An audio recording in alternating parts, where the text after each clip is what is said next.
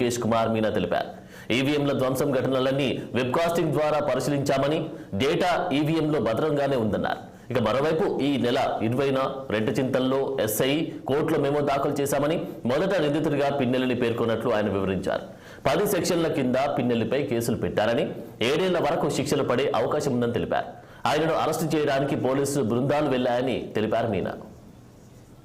Sub inspector రెంటచింతాల ఆయనే కోర్టులో memo దాఖలు చేయడం జరిగింది.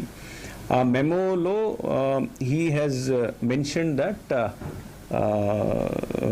The mister P Ramakrishna Reddy he has been mentioned as accused number 1.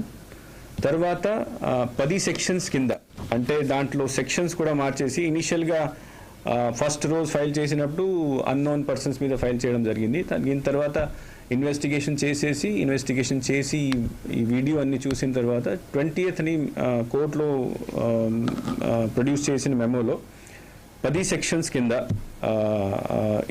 10 sections include చేసేసి మెమో ఫైల్ చేయడం జరిగింది. తర్వాత మిస్టర్ రామకృష్ణ రెడ్డిని కూడా అక్యూజ్ నెంబర్ 1గా దాంట్లో ఇంక్లూడ్ చేయడం జరిగింది.